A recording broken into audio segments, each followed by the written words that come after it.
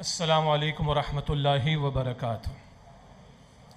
الحمد للہ نحمده ونستعینه ونستغفره ونؤمن به ونتوکل علیہ ونعوذ باللہ من شرور انفسنا ومن سیئات اعمالنا من يهده الله فلا مضل له ومن يضلل فلا هادي له واشهد ان لا اله الا الله وحده لا شريك له واشهد ان محمدا عبده ورسوله صلی اللہ علیہ وعلى آلہ واصحابہ وبارک وسلم تسلیما کثیرا اما بعد فاعوذ باللہ من الشیطان الرجیم بسم اللہ الرحمن الرحیم انہ لقول فصل وما هو بالہزل وقال اللہ تبارک وتعالی لو انزلنا هذا القرآن على جبل لرأيته خاشعا متصدعا من خشية الله وقال الله تبارك وتعالى اقرأ باسم ربك الذي خلق وقال الله تبارك وتعالى لقد كان لكم في رسول الله أسوة حسنة لمن كان يرجو الله واليوم الآخر وذكر الله كثيرا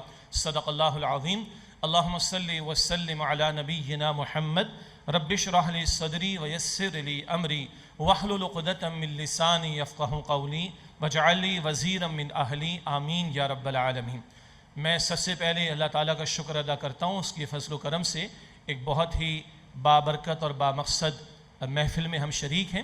اللہ تعالیٰ کا شکر ادا کرنے کے بعد میں اپنی جانب سے انجمن خدام القرآن سندھ کے ہمارے اراکین اور ساتھیوں کی جانب سے اور تنظیم اسلامی کے ذمہ داران اور رفقا کی جانب سے تمام حضرات، خواتین، نوجوان اور بچوں کا شکریہ ادا کرتا ہوں کہ آپ نے ہماری دعوت قبول فرمائی ہے۔ اصلاً یہاں پر صبح سے انجمن خدام القرآن سندھ کراچی جو ادارہ بھی محترم ڈاکٹر اسرار صاحب رحمۃ اللہ علیہ نے قائم فرمایا تھا، اس کا سالانہ 38واں اجلاس تھا، AGM جسے ہم کہتے ہیں اینول جنرل میٹنگ 86 میں ادارہ قائم ہوا تھا۔ اس کا آج سالانہ اجلاس تھا جو ایک بزنس میٹنگ ہوتی ہے اور ضابطے کی کارروائی کے مطابق رپورٹس کو پریزنٹ کیا جانا، آڈیٹڈ اکاؤنٹس کو پریزنٹ کیا جانا اور اس کی اپروول وغیرہ، یہ سارے معاملات اللہ تعالیٰ کی طرف سے اس کی توفیق سے مکمل ہوئے۔ اس کے بعد اس وقت یہ ایک خطاب عام ہے جو کہ تنظیم اسلامی کی جانب سے بھی آپ کو دعوت دی گئی ہے اور یہ تنظیم اسلامی بھی بانی تنظیم ڈاکٹر اسرار صاحب رحمۃ اللہ علیہ نے قائم فرمائی تھی۔ یہ دونوں ادارے انہوں نے قائم فرمائے تھے اور دونوں کا گویا کہ مشترکہ آج صبح سے یہ ایک اجلاس ہے جو یہاں پر جاری ہے، جس میں اس وقت جو ہے وہ خطاب عام کا موقع ہے، جس کا عنوان جو مقرر کیا گیا ہے وہ ہے قرآن حکیم، کتاب ہدایت و انقلاب اور اس کے ساتھ ہمارا تعلق۔ کوشش ہوگی کہ 1 بجے سے پہلے یہ گفتگو مکمل ہو جائے تاکہ اکثر لوگ اپنے اپنے مقام پر ہی جا کر نماز ظہر وہ ادا کریں۔ درمیان میں تھوڑا سا وقفہ بھی ضروری ہوگا۔ موضوع ہمارا ہے کتاب ہدایت و انقلاب اور انجمن خدام القرآن سندھ کا سالانہ اجلاس بھی اور تنظیم اسلامی کی دعوت پر بھی آپ یہاں سے جمع ہیں۔ ہماری دعوت کی بنیاد یا بنیادی اس کا ذریعہ وہ خود قرآن حکیم ہے۔ اس کے تعلق سے 5 باتیں ہیں جس کے تحت مزید کچھ باتیں میں آپ کے سامنے آج کے عنوان میں رکھنا چاہوں گا۔ پہلی بات جس کو ہم دہرائیں گے، نئی بات نہیں ہے لیکن باتوں کی یاد دہانی ضروری ہوا کرتی ہے۔ خود قرآن حکیم فرماتا ہے سورہ زاریات کی آیت نمبر 55 میں وَذَكِّرْ فَإِنَّ الذِّكْرَىٰ تَنفَعُ الْمُؤْمِنِينَ، اے نبی تذکیر کیجئے، یاد دہانی کرائیے، یہ یاد دہانی کرانا اہل ایمان کو نفع دیتا ہے۔ تو یاد دہانی کے لیے پہلی بات ہدایت، اور ہدایت کے ذیل میں کچھ باتوں کو ہم دہرائیں گے سمجھنے کے لیے انشاءاللہ۔ دوسری بات ہے انقلاب کے تعلق سے، بارہا ہماری گفتگو میں بانی تنظیم ڈاکٹر اسرار صاحب رحمۃ اللہ علیہ ان کی گفتگو میں انقلاب کا تذکرہ آتا ہے۔ اس انقلاب کے مفہوم کو بھی دہرانے کی کوشش کریں گے اور اس کے مختلف پہلوؤں پر بھی انشاءاللہ کلام ہوگا۔ تیسری بات قرآن حکیم کے تعلق سے کچھ باتوں کی یاد دہانی کا معاملہ کہ یہ قرآن کتاب ہدایت، یہ کلام الہی، یہ ہمارے مسائل کا حل لیے ہوئے یہ ایک زندہ کلام، یہ قیامت تک کے لیے محفوظ کلام، اس تعلق سے کچھ نکات ہم دہرائیں گے۔ چوتھی بات قرآن حکیم سے تعلق کا معاملہ، صاحب قرآن علیہ السلام کا تعلق کیسا تھا، جن لوگوں کے درمیان میں قرآن پاک نازل ہوا صحابہ کرام وہ اہل القرآن تھے، قرآن والے تھے، ان کے تعلق سے چند باتوں کی یاد دہانی، اور اس دور میں جو نو مسلم ہیں، ریورٹڈ مسلمز ہیں، جو اسلام قبول کرتے ہیں اسلام کو سمجھ کر، ان میں سے کچھ کا مختصر حوالہ دے کر ہم جانیں گے کہ قرآن کے ساتھ تعلق کیسا ہونا چاہیے۔ فلسطین کے بچے، وہاں کے بوڑھے، وہاں کی عورتیں، وہاں کے شہداء کے گھرانوں کے گھر والے کچھ مجھے اور آپ کو یاد دہانی کرا رہے ہیں کہ قرآن کتاب انقلاب ہے، قرآن بدل بھی دیتا ہے اور یہ قرآن کھڑا بھی کر دیتا ہے، کچھ اس کا بھی ذکر انشاءاللہ تعالی ہوگا۔ چوتھی بات کے بعد ہم آخری بات سمجھیں گے قرآن کریم کے تعلق سے ہمارا تعلق، اس کے لیے عملی لائے عمل کیا ہونا چاہیے۔ کچھ باتوں کے یاد دہانی، صبح سے کچھ باتیں ہوئی ہیں، ڈاکیومنٹری میں کچھ باتیں انشاءاللہ تعالی آ جائیں گی، اور ہمارے کرنے کے کاموں کے حوالے سے مزید آخر میں کچھ گزارشات آپ کے سامنے رکھی جائیں گی۔ تو یہ آج کا خلاصہ ہے، یعنی آج کی گفتگو کا، جن نکات پر انشاءاللہ تعالی ہم کلام کریں گے۔ سب سے پہلے آئیے، ہدایت ہم روزانہ مانگتے ہیں اللہ سے، اہدنا الصراط المستقیم، اللہ ہم سب کو عطا فرمائے اور استقامت بھی عطا فرمائے۔ البتہ یاد رہے کہ یہ مانگنا کتنا دل سے ہونا چاہیے۔ ہم محتاج ہیں جنت میں داخلے تک ہدایت کے۔ جنت والے جنت پہنچیں گے، سورہ اعراف آیت نمبر 43 میں 43 میں ان کی زبان پر شکر کا ترانہ ہوگا، الحمدللہ الذی ہدانا لہذا وما کننا لنہتدی لولا ان ہدانا اللہ۔ تمام شکر، تمام تعریف اللہ سبحانہ وتعالیٰ کے لیے ہے جس نے یہاں جنت تک پہنچنے کی ہدایت ہمیں عطا فرما دی، اور ہم ہرگز ہدایت پانے والے نہ ہوتے اگر اللہ تعالیٰ ہی نے ہدایت نہ دی ہوتی۔ اللہ ہم سب کو اسی طرح جنت الفردوس میں ملائے اور وہاں پہنچے تو یہ شکر کے کلمات ہمارے سامنے ہوں۔ البتہ یہ جملہ بتا رہے کہ وہاں تک ہدایت کے محتاج ہیں، اس قدر ہدایت کی ہمیں ضرورت ہے۔ عربی اسلوب کے اعتبار سے ہدایت کا مفہوم بنتا ہے کوئی بات سمجھا دینا، کسی منزل تک جانا ہے تو سمجھا دینا یہ راستہ ہے، سجھا دینا، سمجھا دینا، الیبریٹ کر دینا، اشارہ کر دینا۔ اس سارے پروسیس کے اندر انتہا ہے کہ منزل مقصود تک پہنچ جانے کا معاملہ ہو جائے، اور ہماری منزل مقصود ہے کہ اللہ راضی ہو اور اللہ سے ملاقات اور اس کا دیدار وہاں جنت میں ہے، ہمیں وہاں تک پہنچنا ہے۔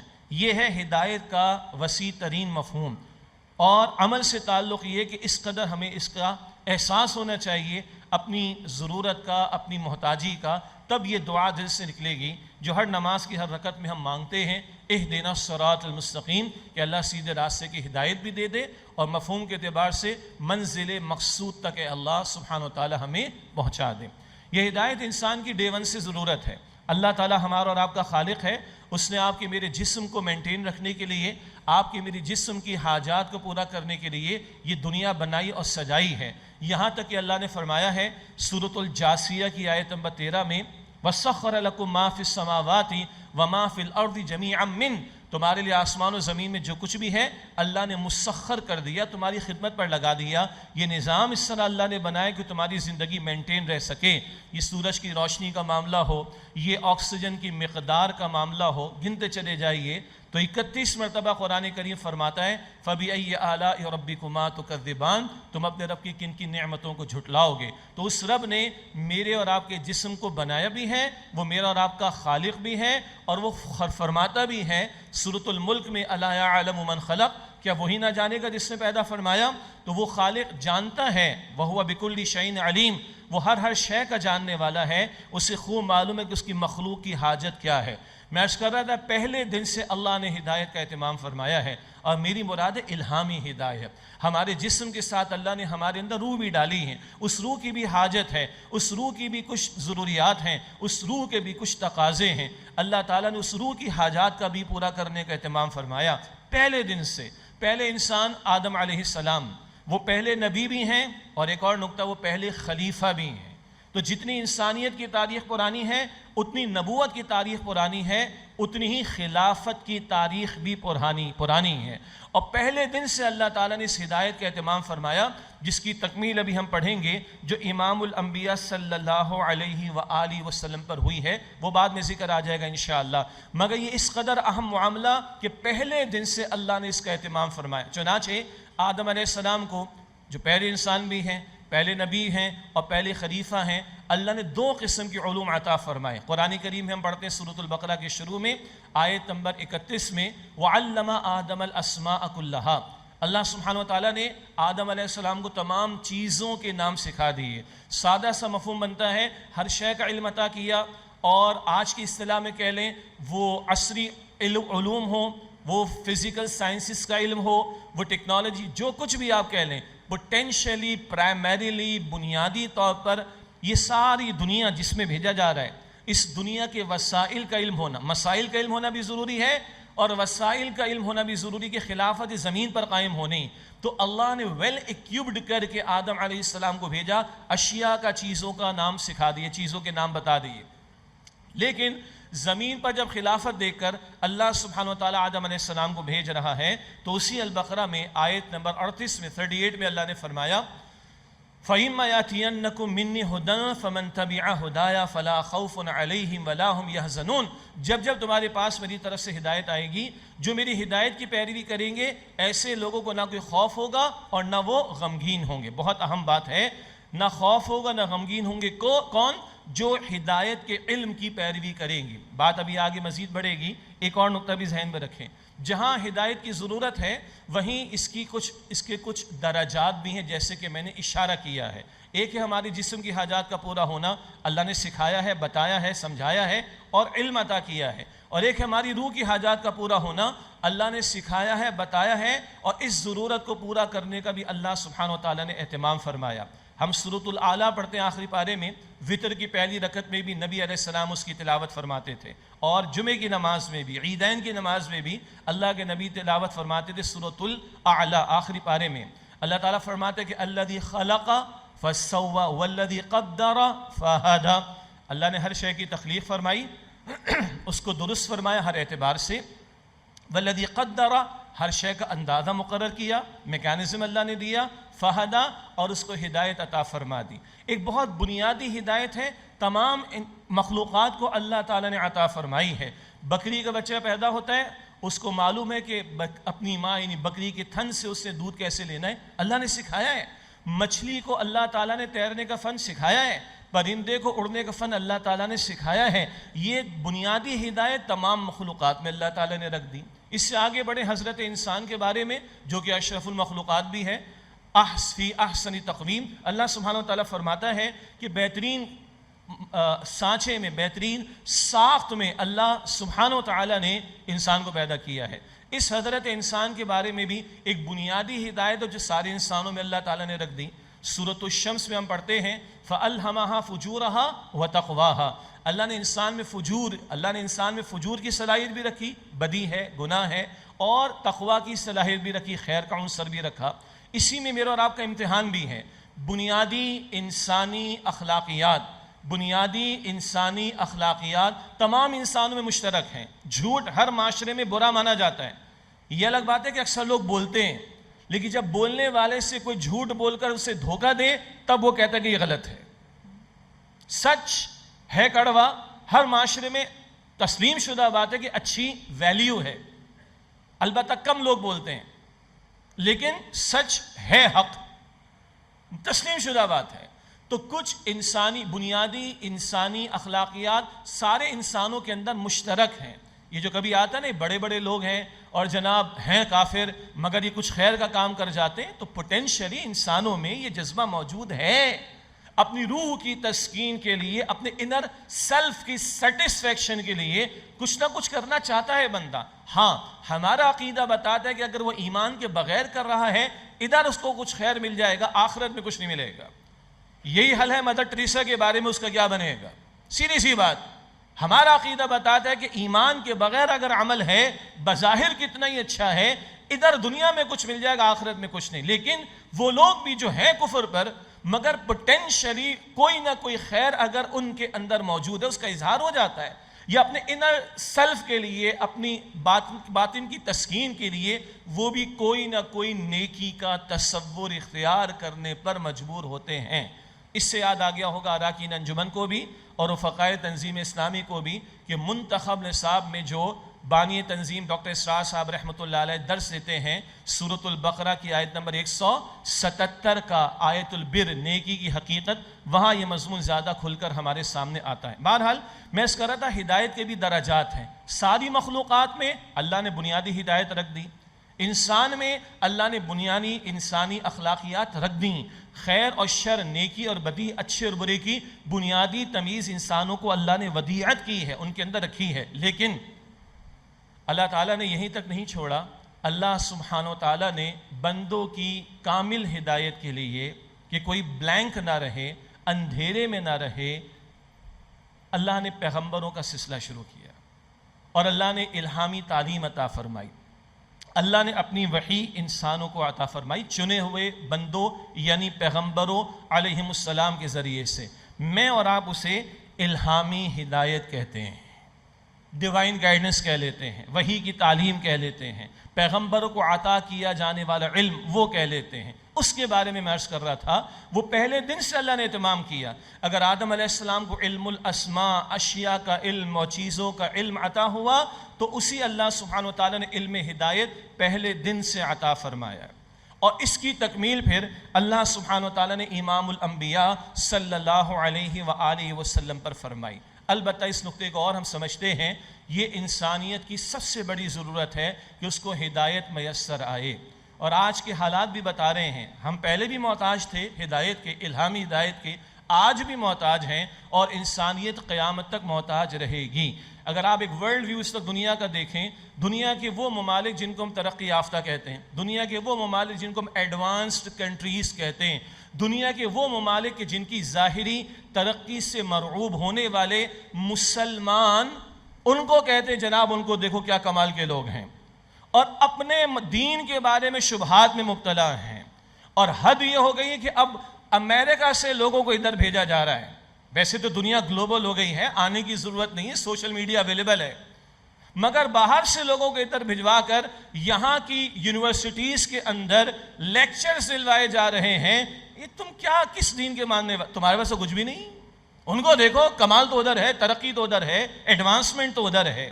یہ اب ہمارے ہاں بھی ٹاک آف دا ٹاؤن ہے، ہمارے یہاں بھی یہ چیزیں چلتی ہیں. تو آئیے تھوڑی سی مثالیں وہاں سے، اس بات کے لیے نہیں کہ بلا وجہ ان کو برا کہیں اور ہم بہت دودھ کے دھلے ہوئے، نہیں، اس بات کے لیے کہ جن کو سمجھا جا رہا ہے کہ مہذب لوگ ہیں، جن کو سمجھا جا رہا ہے کہ تہذیب یافتہ لوگ ہیں، جن کو سمجھا جا رہا ہے کہ ترقی یافتہ لوگ ہیں، جن کو سمجھا جا رہا ہے کہ ایڈوانس لوگ ہیں، اور جن کو سمجھا جا رہا ہے کہ انسانیت کی معراج پر پہنچے ہوئے ہیں، تھوڑے سے چند ان کے واقعات انالیسس کے طور پہ سامنے رکھ لیتے ہیں کہ انہیں بھی اور ہمیں بھی کس قدر بہرحال ضرورت ہے. CIA کی ایک رپورٹ میں کئی سالوں سے پیش کر رہا ہوں، زیادہ ریسرچ کرنا مجھے نہیں آتی، تو پرانا ایک چھوٹا سا ڈیٹا ہے. اس CIA کی رپورٹ کا حاصل یہ ہے، 7-8 برس پرانی بات ہے، وہ کہتی ہے رپورٹ کہ دنیا کی 70% آبادی غیر ترقی یافتہ ملکوں میں رہتی، جن میں ہم بھی شامل ہیں دنیا والوں کے مطابق. غیر ترقی یافتہ ممالک جو ایڈوانس کنٹریز نہیں ہیں، لیس ایڈوانسڈ ہیں، یا ابھی ترقی کی دوڑ میں پیچھے ہیں، 70% آبادی ان ملکوں میں دنیا کی رہتی ہے، اور 30% آبادی رہتی ہے ایڈوانس کنٹریز میں، ترقی یافتہ مہذب لوگ، سویلائز لوگ، ایڈوانس لوگ. تو وہ رپورٹ کہتی ہے کہ 70% یہ نیچے والے ہیں اور 30% وہ ایڈوانس کنٹریز میں رہنے والے ہیں. البتہ وہ رپورٹ بتاتی ہے کہ اگلا تجزیہ اس کے بالکل برعکس ہے. دنیا میں جو کرائم ہے، دنیا میں جو جرائم ہیں، جو لوٹ مار ہے، جو قتل و غارت گری، جو دھوکہ ہے، جو فراڈ ہے، جو ڈیسیٹ ہے، یہ بڑے بڑے جتنے جرائم ہیں، دنیا کے جرائم 70% وہ 30% آبادی میں ہوتے ہیں. ہاں ہضم مشکل سے ہوگا نا، کیونکہ کہاں سے رپورٹ آئی ہوئی ہے؟ ہاں نہیں، لیکن ادھر سے ہی آئی ہوئی ہے بھائی. تو ہمارے جملہ پرانے آپ لائی کریں نا، مستند ان کا فرمایا ہوا. وہ رپورٹ CIA کی کہہ رہی ہے کہ 70% جرائم 30% لوگوں میں ہو رہے ہیں، اور 30% جرائم 70% لوگوں میں ہو رہے ہیں. مشکل ہو رہا ہے نا ہضم کرنا، کیونکہ وہ تو دودھ کے دھلے ہوئے ہیں، وہ تو ایڈوانس کنٹریز کے لوگ ہیں، وہ تو پہنچے ہوئے لوگ ہیں، وہ تو سویلائز لوگ ہیں، اور وہ تو بہت ہی مہذب قسم کی قومیں ہیں. یہ CIA کی رپورٹ بتا رہی. اسی طرح پر ہم جانتے ہیں کہ اسکینڈینیوین کنٹریز ہیں جن میں ڈنمارک، سویڈن وغیرہ شامل ہیں، ان کو کہا جاتا ہے ویلفیئر اسٹیٹس، اور ظاہری اعتبار سے ان کے ہاں جو لوگوں کے لیے ریسورسز اویلیبل ہیں اور الاؤنسز دیے جاتے ہیں اسٹیٹ کی سطح پر، معروف باتیں. یہ الگ بات ہے کہ ایک تماچا ہمارے منہ پر یہ ہے کہ وہاں کے نظاموں کو مرتب کرنے اور چلانے والوں نے کہا وی آر فالوئنگ دی عمر's لا، ہم سیدنا عمر رضی اللہ تعالیٰ عنہ کے دیے ہوئے قوانین کی پیروی کر رہے ہیں. یہ ہمارے منہ پہ تماچا ہے، اور ہم یہاں بیٹھ کے کہتے ہیں جناب ویلفیئر تو ادھر ہے، یہاں بیٹھ کے ہم کہتے ہیں ترقی تو ادھر ہے، یہاں بیٹھ کے کہتے ہیں سکون تو ادھر ہے. تو ان سکون والوں کے بارے میں جن کو ہم کہتے ہیں کہ ویلفیئر اسٹیٹس ہیں، اور دنیا کہتی ہے کہ جہاں پر کیپیٹا انکم دنیا میں سب سے زیادہ ہے، سب سے زیادہ پر کیپیٹا انکم فی کس آمدنی ان ویلفیئر اسٹیٹس میں ہے. بالکل صحیح. لیکن وہی انالیسس جو یہ بتا رہے ہیں کہ ویلفیئر سب سے زیادہ ادھر ہے، پر کیپیٹا انکم سب سے زیادہ ادھر ہے، وہی انالیسس یہ بھی بتا رہے ہیں سب سے زیادہ سوسائڈ ادھر ہیں، سب سے زیادہ خودکشیاں ادھر ہو رہی ہیں. تو بھائی یہ کون سی ترقی ہے، یہ کون سی سیٹسفیکشن ہے یہ کون سی راحتیں ہیں کہ اتنا کچھ ملنے کے باوجود سب سے زیادہ سوسائیڈ، سب سے زیادہ خودکشیاں انہی ملکوں میں ہو رہی ہیں. تو ان چند باتوں پر ایک دو اور آ جائیں گے ابھی. آپ سوالیہ نشان لگائیں. کیوں آخر کیا مسئلہ ہو گیا ہے؟ اور سنیں، شاید لاہور میں میرا ایک ابھی پروگرام تھا فیملی سسٹم کے حوالے سے، تھوڑا سا ہم نے تجزیہ کیا اور ہمارے استاد ڈاکٹر اسرار صاحب رحمۃ اللہ علیہ بھی کرتے تھے. اب میں منافقت کی بات آپ کے سامنے رکھنا چاہ رہا ہوں ان لوگوں کی. تو ہم نے پڑھا جناب 1975 سے کچھ مختلف قسم کی کانفرنسز ہونا شروع ہوئیں، کائرو کے اندر اور بیجنگ کے اندر اور نیروبی کے اندر اور 2-3 اور مقامات پر، اور پھر نیو یارک میں 2000 میں. اور ان میں جو ایجنڈا آیا وہ حقوق انسانی کا بڑا خوشنما ایجنڈا، حقوق انسانی کا خوشنما ایجنڈا آیا. اسی کے اندر ویمنس رائٹس پر بات آئی، عورتوں کے حقوق پر بات آئی، اور اس سے آگے بڑھ کر یہاں تک باتیں کی جس کو بیان کرنا ذرا مشکل بھی ہے. البتہ ڈاکٹر اسرار صاحب رحمۃ اللہ علیہ کی گفتگو میں آپ نے ماضی میں سنا ہوگا کہ عورتوں کے کیسے کیسے حقوق کی بات انہوں نے کر ڈالی. مگر ایک خاتون نے لکھا اور خوب لکھا، آج تک آپ نے کوئی کانفرنس سنی ہے کہ کشمیر میں شہید ہونے والی عورتیں، برما میں شہید ہونے والی عورتیں، افغانستان میں شہید ہونے والی عورتیں، عراق میں شہید ہونے والی عورتیں اور لاکھوں بچے، چیچنیا میں، بوسنیا میں، فلسطین میں، ایک کانفرنس ان مہذب لوگوں کی آپ نے کہیں سنی ہے؟ کیا یہاں یہ عورتیں جو قتل شہید ہوئی ہیں، یہ جو بچے شہید ہوئے، انسان نہیں؟ یہ عورتیں انسان نہیں؟ یہ بچے انسان نہیں؟ کیا مسئلہ ہے آخر؟ ہیں بڑے پڑھے لکھے لوگ، بڑے ترقی یافتہ لوگ، بڑے ایڈوانس قسم کی قوم ہے، ہم اتنے مرعوب ہیں کہ ان کی مان کر قرآن کا انکار پر آ جاتے. معاذ اللہ، مسلمانوں کی بات کر رہا ہوں. قرآن پر اعتماد نہیں رہتا ہمارا، دین پر اعتماد نہیں رہتا، معاذ اللہ. انا للہ و انا الیہ راجعون. کیا ہے آخر یہ؟ ایسی 20 مثالیں پیش کی جا سکتی ہیں. ہماری وفاقی حکومت پریشان ہے، 2.5 کروڑ بچہ آؤٹ آف اسکول ہے، جس میں میرے بچے بھی شامل ہیں، ہوم اسکولنگ پر ہیں. 2.5 کروڑ بچہ پاکستان میں آؤٹ آف اسکول ہے. اور باقاعدہ حکومت پنجاب کا تو مجھے پتا ہے ٹارگٹ دیا گیا ہے اسکول کے ٹیچرز کو کہ گھر گھر جا کے انرولمنٹ کرائیں، بچوں کو اسکول میں لے کر آئیں. آپ کو پتا ہے کہ اس سے زیادہ بڑی تعداد یو کے میں، یو ایس میں، کینیڈا میں اور یورپ کے بہت سارے ممالک میں ملینز آف بچہ گھروں میں پڑھ رہا ہے. ملینز آف بچہ وہاں کے اسکولوں میں ان کے ماں باپ نہیں بھیج رہے. کیوں نہیں بھیج رہے بھائی؟ انالیسس تو کریں. جو مجھے اور آپ کو بھی فکر ہے، ہمیں ہے، ہمارے بچوں کا عقیدہ، ہمارے بچوں کی اخلاق، ہمارے بچوں کا کردار برباد ہو رہے ہیں. جائیں یو ایس کے اندر، جائیں یو کے اندر، جائیں کینیڈا میں، جائیں یورپ کے اندر، ملینز آف بچے کو نہیں بھیج رہے، گھر پہ پڑھا رہے ہیں. ٹھیک ہے، آئی اگری، وہاں کی ہوم اسکولنگ کے لیے گورنمنٹ سپورٹ بھی کرتی ہے، میکانزم بھی دیتی، ہمارے والے نہیں دیتے. لیکن کیوں ان کے بچے نہیں بھیج رہے؟ وہ کوشچن مارک ہے. اور اس سے اگلی باتیں میں بیان نہیں کر سکتا. یعنی وہ ایکٹرز اور ایکٹریسز جن کی فیلڈ کو زبان پر لانا بھی ہمیں پسند نہیں ہوگا، ان کے انٹرویو سنے گئے تو انہوں نے بھی کہا کہ ہم تباہی کی طرف کھڑے ہوئے، کچھ مسئلہ ہے، ہم اپنی بیٹی کے لیے یہ فیلڈ پسند نہیں کریں گے جہاں پر ہم نے زندگی گزار دی. تو اوپر سے لے کے نیچے تک میں آ گیا ہوں، شوبز تک. اگر آپ وہاں کے انالیسس کو پڑھیں گے تو سوال کھڑا ہوتا ہے کہ اگر یہ ترقی کی معراج ہے، یہ انسانیت کی معراج ہے، یہ ایڈوانسمنٹ یہ ہوتی ہے اور تہذیب اسی کو کہا جاتا ہے، تو بھائی مجھے بتائیے کہ مسئلہ کیا ہے آخر؟ یہ مجھ سے میچ نہیں ہوتا ہے. اگر اتنی ایڈوانسمنٹ ہے، اتنی ترقی ہے اور اتنی تہذیب ہے تو یہ مکروہ چہرے کیوں ہیں ان کے؟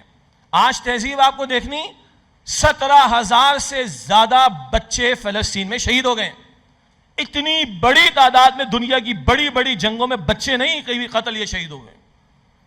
اور نیتن یاہو کا چہرہ تو بے نقاب ہوا ہے، یہ فلسطینیوں کی استقامت ہے. مگر امریکہ کا چہرہ، یو کے کا چہرہ، کینیڈا کا چہرہ، یورپی ممالک میں سے بہت سے ملکوں کا چہرہ بے نقاب ہو رہا ہے کہ نہیں؟ یو این او ان کی کنیز ہے.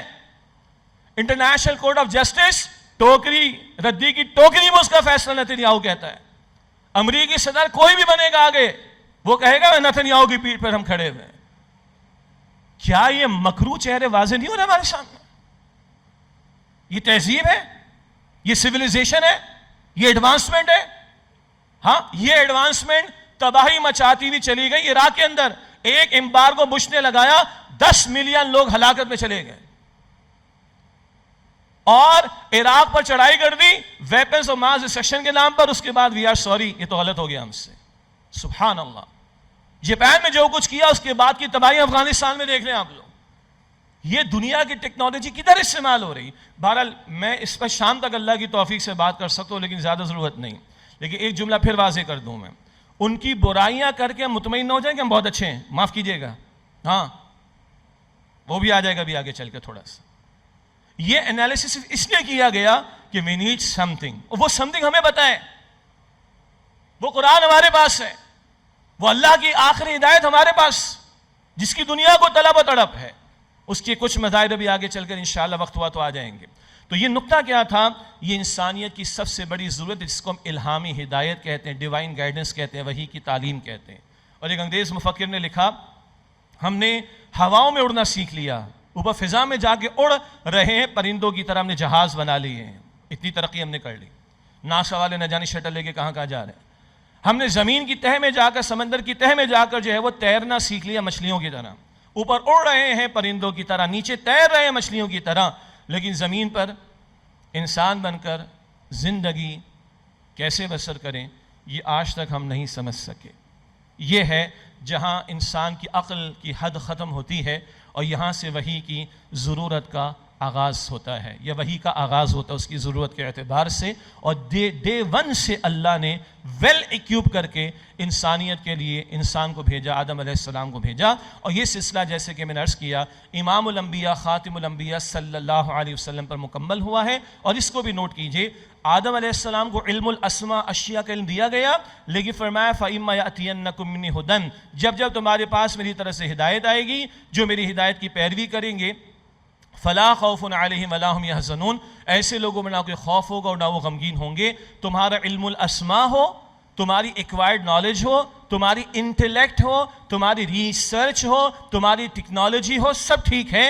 It should be under the وحی، اس کو تابع رہنا پڑے گا اللہ تعالیٰ کی وحی کے. اور یہی پیغام قرآن کریم میں جب پہلی وحی نبی علیہ السلام کو عطا کی جا رہی ہے، پہلی وحی کی پہلی آیت میں اللہ تعالیٰ فرما رہے اقرأ بسم ربک الذی خلق، پڑھیے اپنے رب کے نام سے جس نے ہر شے کو پیدا فرمایا. آج پڑھنا لکھنا تو بہت ہے، اقرا کے نام سے کالجز بھی ہیں، اسکولز بھی ہیں، مدارس بھی ہیں، یونیورسٹیز بھی ہیں، چینلز بھی ہیں، ریسرچ بھی ہے، ڈائلاگ سوسائٹیز بھی ہیں. مگر اس اقرا کو آگے اللہ نے شرط لگائی، بسمی ربک، اپنے رب کے نام کے ساتھ. اور وہ رب کون ہے؟ جس نے ہر شے کو الذی خلق پیدا فرمایا. اس خالق کو معلوم ہے تمہاری حاجت کیا ہے، اس خالق کو معلوم ہے تمہاری ضرورت کیا ہے. وہ ہماری ضرورت انفرادی سطح کی بھی ہے، اور اب اگلی بات وہ اجتماعی سطح کی بھی ہے. اجتماعی سطح سے مراد معاملات اجتماعی ہیں. ہم جس دنیا میں رہ رہے ہیں، انسان کو کہا جاتا ہے وہ سوشل اینیمل ہے، وہ تنہائی میں آئسولیشن میں نہیں رہ سکتا. مل جل کر رہنا بہرحال اس کی مجبوری اور ضرورت ہے. اور جب مل جل کر انسان رہتے تو انسان آج ریاستوں کی سطح پر پہنچا ہوا ہے. اور ریاست میں معاشرتی نظام بھی ہوگا، معاشی نظام بھی ہوگا، سیاسی نظام بھی ہوگا، عدالتی نظام بھی ہوگا، ریاست کے اور امور بھی ہوں گے، بین الاقوامی معاملات بھی ہوں گے. ان سب کے لیے اللہ نے ہدایت عطا فرمائی، کیونکہ خالق وہ ہے، ہر شے کا علم رکھتا ہے اور سارے انسانوں کی ساری حاجات کو پورا کرنے والا رب ہے.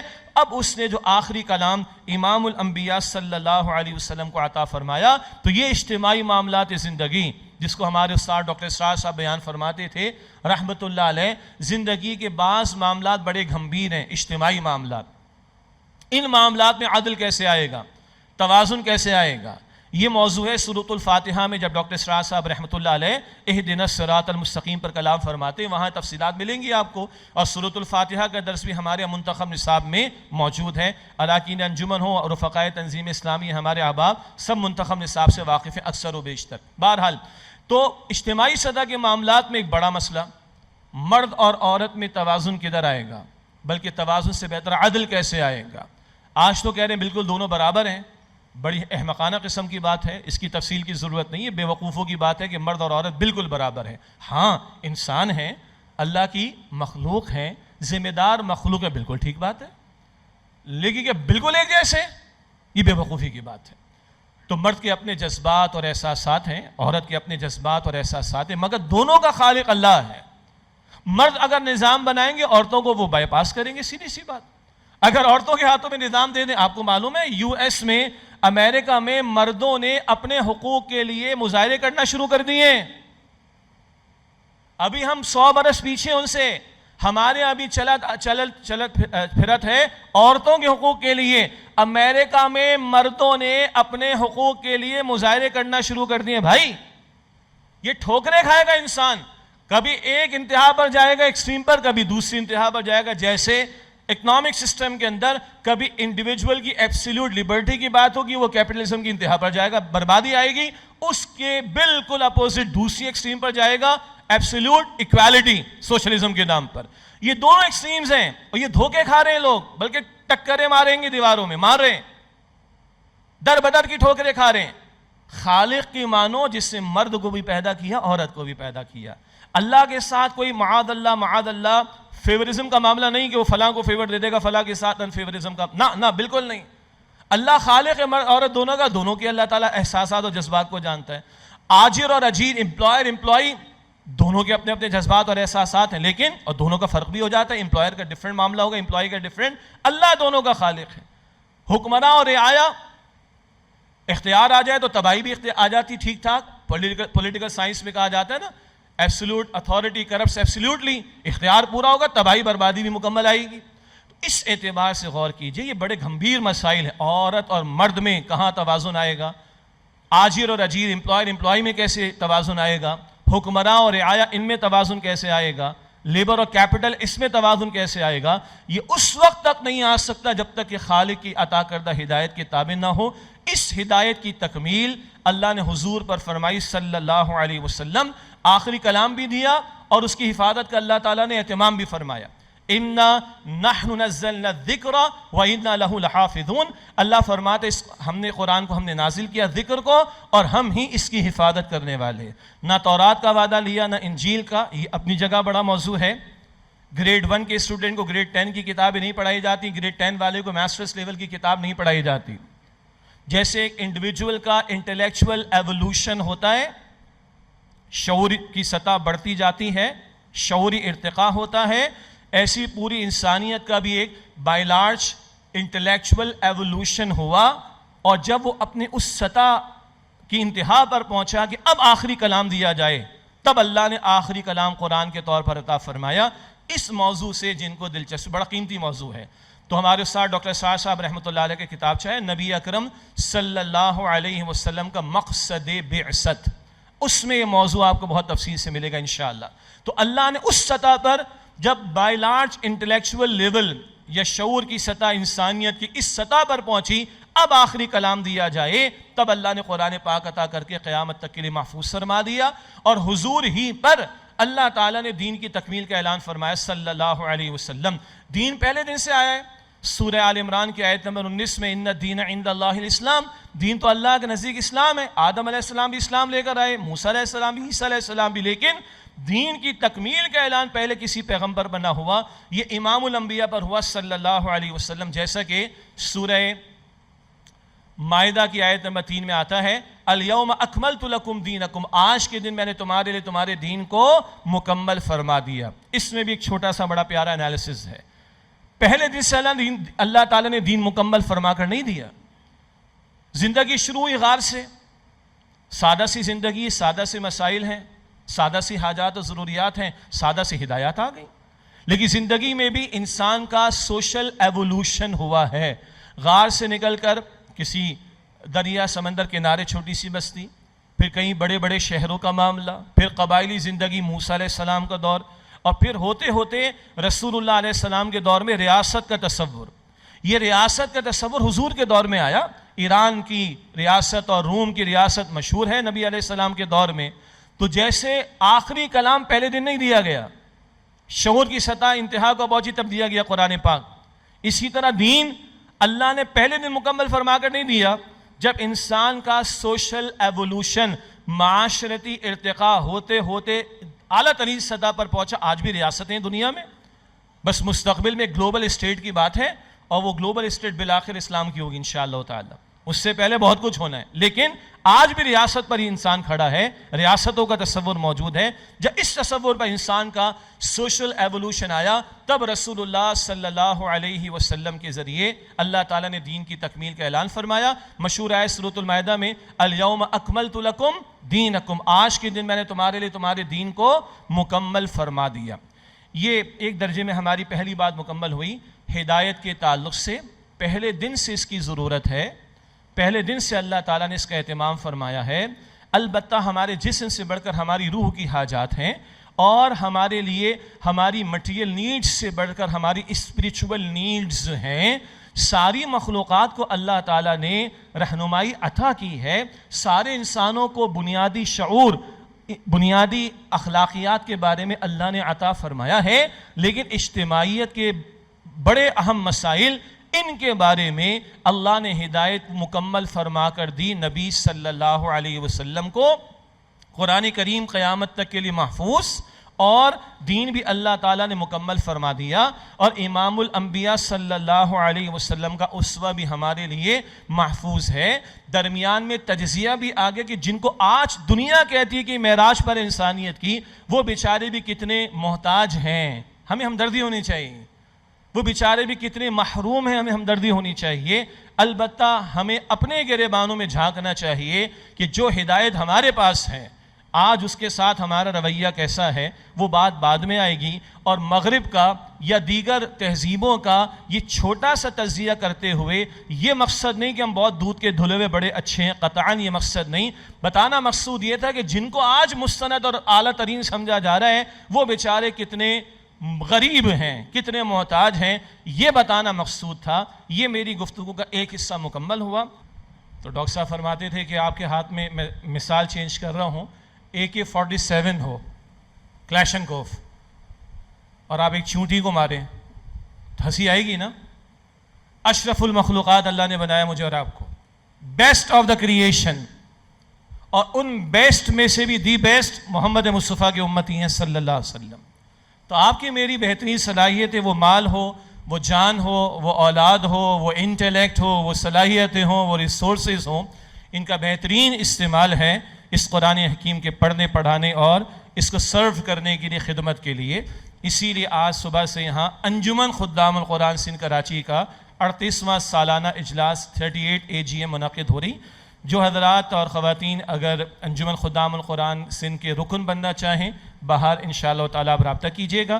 ویب سائٹ پر بھی آپ وزٹ کر سکتے ہیں قرآنacademy.com، مزید تفصیلات بھی، اور یہ ڈاکیومنٹری بھی وہاں پر انشاءاللہ تعالیٰ آپ کو بعد میں مل جائے گی۔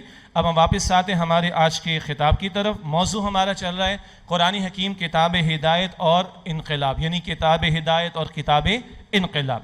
اب آئیے آج کی گفتگو کا دوسرا نقطہ وہ انقلاب کے تعلق سے ہے، تھوڑی سی بات اس پر بھی کر لیتے ہیں۔ پہلی بات، انقلاب کسے کہتے ہیں؟ آج کل ہمارے یہاں بعض دینی طبقات کے کچھ لوگوں کو انقلاب کے لفظ سے تھوڑی سی دوری محسوس ہونا شروع ہو گئی ہے، اور اس دوری محسوس ہونے میں بعض لوگ ایسے مقام پر جا رہے ہیں کہ سرے سے اسلام کا غلبہ، دین کا غلبہ، دین کا اسٹیبلش ہونا، اسلامی انقلاب کا آنا، یہ تصور بھی ذہنوں سے نکل رہا ہے۔ یہ بات بعد میں آئے گی، غلبہ، اسلام کا نفاذ، لیکن پہلے آئیے انقلاب کے لفظ کو جانیں۔ اس تعلق سے ہمارے استاد ڈاکٹر اسرار صاحب رحمۃ اللہ علیہ کا بہت ایک جامع خطاب ہے، رسول انقلاب کا طریقہ انقلاب صلی اللہ علیہ وسلم۔ رسول انقلاب کا طریقہ انقلاب صلی اللہ علیہ وسلم، جو ویڈیو میں بھی ہے، آڈیو میں بھی ہے، اور کتابچے کی شکل میں بھی ہے، وہاں بھی اس وضاحت کو انہوں نے تفصیل سے پیش کیا۔ انقلاب کا لفظ قلب سے بنا ہے، اور یہ دل ہم سب کے پاس ہے۔ قلب کو قلب اس لیے کہتے ہیں کہ یہ دھڑکتا تو ہے، بدلتا رہتا ہے، تو قلب بدلنے کی کیفیت، اسی سے انقلاب، تبدیلی جسے کہا جاتا ہے۔ تبدیلی کا نام بھی تھوڑا تھوڑا ہمارے یہاں بدنام ہو گیا۔ اب جیسے ہی میں نے کہا تو آپ لوگوں کے چہروں پر کتنی ماشاءاللہ مسکراہٹ آ گئی آپ لوگوں کے چہروں پر۔ تو ساتھ ایک سنت میں دعا ہے، مسنون دعا ہے، اللہ کے نبی علیہ السلام نے فرمایا کہ اضحک اللہ سنک، اس کا مفہومی ترجمہ ہوگا کہ اللہ تعالیٰ آپ کو مسکراتا رکھے، ٹھیک ہے؟ لیکن ہم نے بعض اصطلاحات کو بڑا بدنام کر دیا۔ خلافت کی اصطلاح ہے، بدنام کر دیا ہم نے، حالانکہ قرآن پاک میں آدم علیہ السلام کو خلیفہ بنا کر بھیجا گیا اللہ تعالیٰ کی طرف سے. بہرحال تو انقلاب یہ قلب سے ہے، قلب دل کو کہا جاتا ہے، دل بدلتا ہے. مشہور وہ دعائیہ کلمات بھی ہے نا، جنید جمشید نے پڑھے، میرا دل بدل دے، اسی معنی میں ہے بدلنا. تو ایک ہے انقلاب تبدیلی کے معنی میں. البتہ یہ تبدیلی مختلف اعتبارات سے ہوتی ہے. جب دل بدلتا ہے تو بندے کا ظاہر بھی بدلتا ہے، اور دینی پیراڈائم میں، دینی مفہوم میں تو سادہ سا مفہوم کیا ہے؟ دل میں ایمان ہوگا، عمل ثبوت پیش کرے گا. دل میں اللہ کی محبت ہوگی، عمل ثبوت پیش کرے گا. دل میں آخرت کی فکر پیدا ہو جائے دنیا کے مقابلے میں، عمل ثبوت پیش کرے گا. دل میں قرآن کی محبت پیدا ہو جائے، عمل بتائے گا یہ قرآن والا، قرآن سے محبت کرنے والا ہے. تو ایک تبدیلی ہے جو دل میں، باطن میں آتی ہے. ایک تبدیلی فرد میں آتی ہے. فرد کا مقصد زندگی، فرد کا ویژن وہ بدل جائے. کبھی وہ دنیا ہی کو سب کچھ سمجھتا تھا، وہ آخرت کو سب کچھ سمجھنے والا ہو جائے. یہ زمین آسمان کی تبدیلی ہے. البتہ جب ہم اجتماعی سطح پر بات کرتے ہیں، ریاست کی سطح پر بات کریں گے، سسٹم کی سطح پر بات کریں گے، نظام کی سطح پر بات کریں گے، تو انقلاب کا کچھ اور مفہوم ہے. یہ نہیں کہ کچھ افراد کے انڈیویجول اعمال میں بہتری آ گئی، کسی گلی محلے میں، کسی شہر میں کوئی بری رسم پڑ گئی تھی، وہ رسم کا خاتمہ ہو گیا، کام اچھا ہے. بری رسم کا خاتمہ ہو جائے کام اچھا ہے، مگر یہ انقلاب نہیں کہلاتا.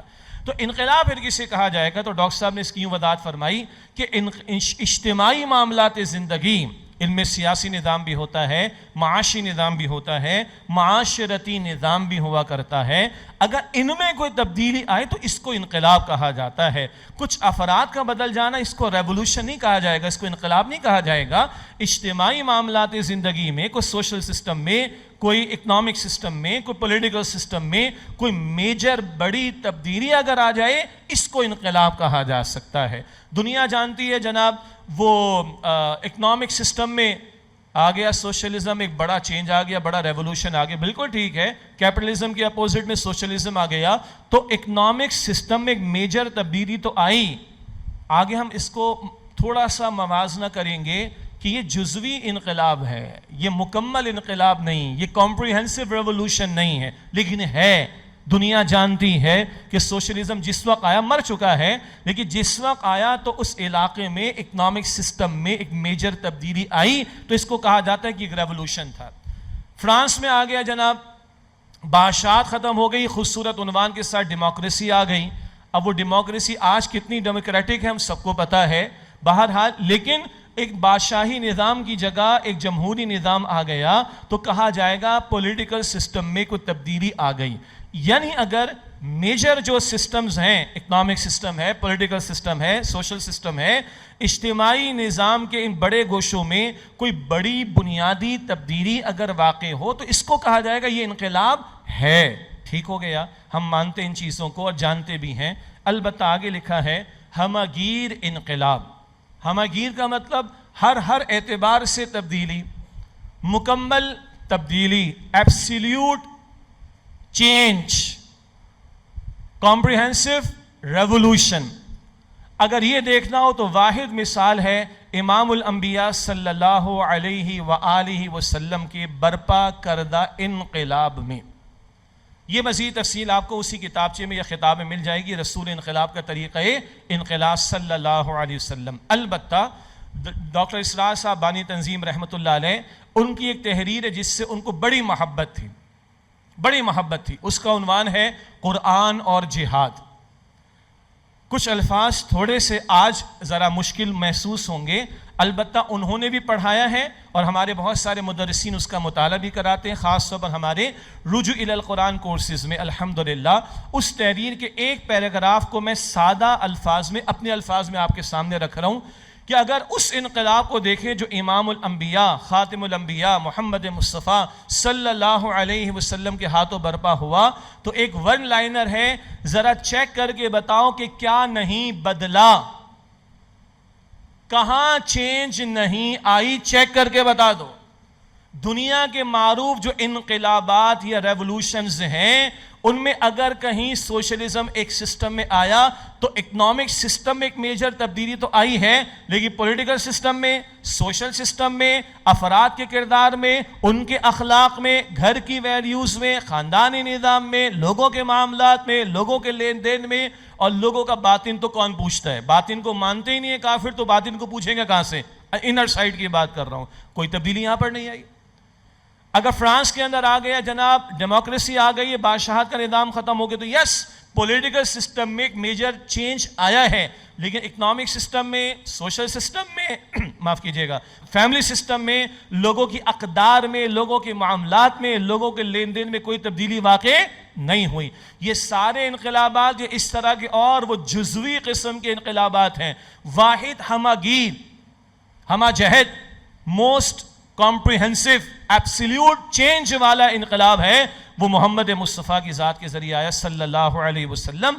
وہاں اخلاق بھی، وہاں ایمانیات حضور نے عطا کی توحید کی تعلیم کے مطابق، اللہ کی تعلیم کے مطابق، لوگوں کا باطن بدلا، لوگوں کا ویژن بدلا، لوگوں کا مقصد زندگی بدلا، ان کے عبادات کے طور طریقے بدل گئے، ان کی معاشرت کی رسومات بدل گئیں، خوشی غمی کے مواقع پر جو کچھ ہوتا ہے وہ سب کچھ بدل گیا، ان کے کردار بدلے ہیں، ان کے گھر بدلے ہیں، ان کا معاشرت کا پہلو بدلا ہے۔ تفصیل میں نہیں جا رہا ورنہ ذہن میں آ رہا ہوگا جہاں بچیوں کو زندہ دفن کر دیا جاتا ہو، ذہن میں رکھیے گا۔ معاشرت بدل گئی ہے، معیشت بدل گئی ہے، عدالت بدل گئی ہے، سیاست بدل گئی ہے، جنگوں کو تہذیب سکھا دی گئی ہے، زمین و آسمان سب کچھ ہی بدل گیا۔